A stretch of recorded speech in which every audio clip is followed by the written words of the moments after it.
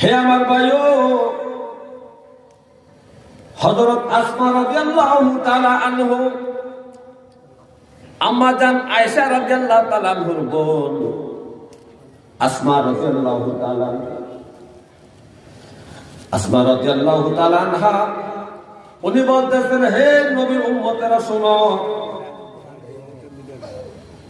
একদিন নবীজি ওয়াজ করতেছিলেন মসজিদে নববীর মধ্যে।